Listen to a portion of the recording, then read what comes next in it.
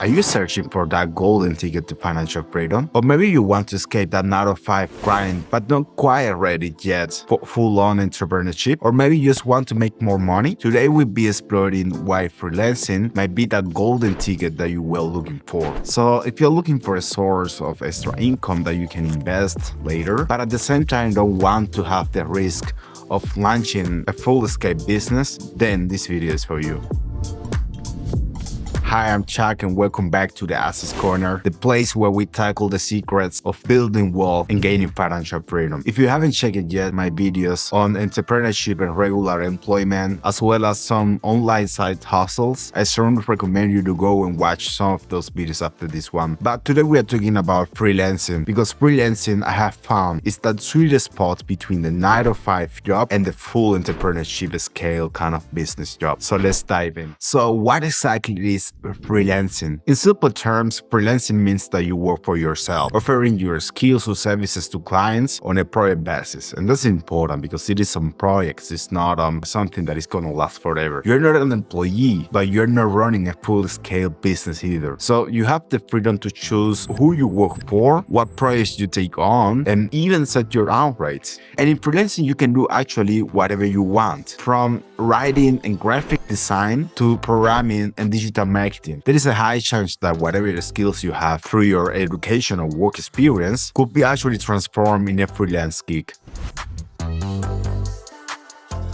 The key benefit is flexibility because you control your schedule, which means that you can allocate time for your family, friends, and personal growth. However, flexibility also requires discipline. It's all fun and games until the lines start catching up with you. And also, it's up to you to maintain a consistent income flow. So why could freelancing be for you? First, you get to diversify your income streams. Unlike traditional job where you just have one paycheck, freelancing lets you work with multiple clients, and this can offer financial safety nets. So if one client project ends, you have other things that you can still doing. Secondly, the start costs are generally low. You are mainly selling your skills, and for most freelancers, a computer and good internet stability is enough. Third, you have the freedom to scale up or down. Depending on your goals and life circumstances, you can opt to take on more work or cut back when needed. For example, if you are in the university and you need some extra money, you can do that, but then when the exams come, then you just work less. And the same happens when you're working in a 9 to 5 job. Sometimes you get a stressful job and then you can just chill, or sometimes you want to spend just more time doing your hobbies and on the weekends doing whatever you want to do. So when that comes, then you just don't do freelancing. But in the times where you don't have anything to do anyhow, then freelancing and getting some extra money is a really nice thing to have. But before you go crazy, remember that this is not a shortcut, but actually a lot of extra hard work. One major concern is the job security. Projects can end and clients can move on. So financial planning might get a little bit tricky if the only thing you do is freelancing. Unlike traditional employment, you won't get healthcare or retirement benefits unless you set them for yourself. Freelancing involves more than just doing what you are good at. You need to market your service, negotiate contracts, manage invoices, and do your own taxes. And this is actually logic because you are a one business person. You do the strategic and operational sides of your job. Lastly,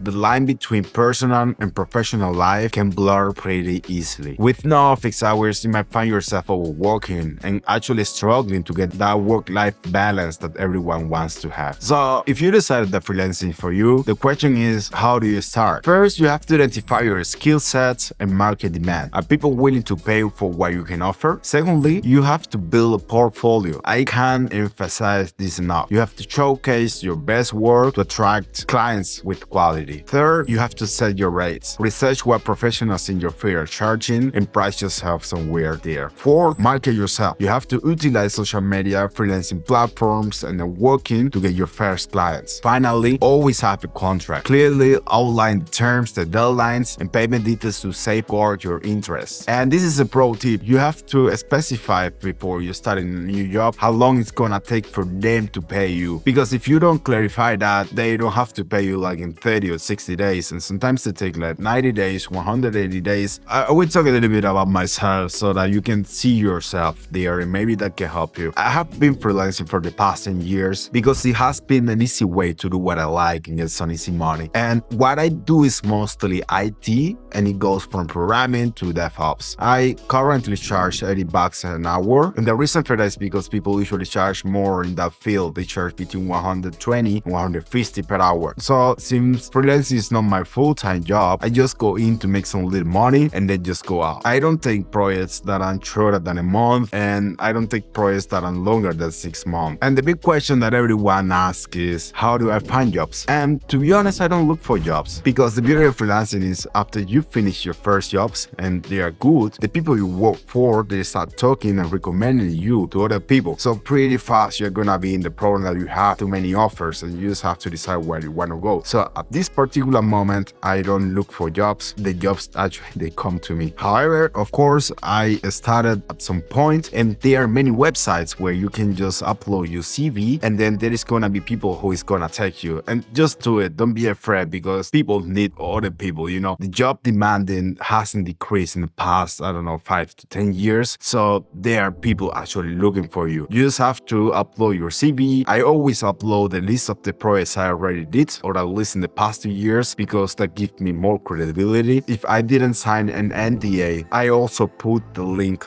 of the project I was working on so that they can take a look at it, and that way it's actually pretty easy. I will put a link in the description with a bunch of websites you can go in to do this. However, what I have found the most effective way to get a job are the headhunters agencies. They look for people who work for other companies, so they know who is looking for whom. The best way to find them is on Meetups or LinkedIn actually. And don't be afraid to contact them. You're actually making them a favor, because that way they don't have to find you. Just drop them a couple of lines with your CV, with your projects, and say, hey, I saw that you are looking people for this. Here are my specs. Let me know if you find something. And if you want, as always, I can invite a headhunter to the channel so that they explain the process better. Just let me a comment if that's interesting to you. Freelancing can be an exciting middle ground between the flexibility of working for yourself and the 9-to-5 job. It's not for everyone, but if you're looking for flexibility, diversity in work, and the ability to balance life in different aspects, freelancer could be your answer. If you have made it so far, chances are that you are serious about wealth and finance independence. To help you further with that, don't miss my last video on side hustles, and be sure to subscribe, because in the next video of this series,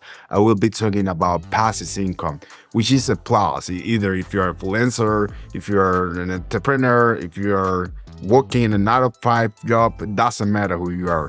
Passive income is pretty nice. As I always say, never give up and keep trying to be the best version of yourself. Check out.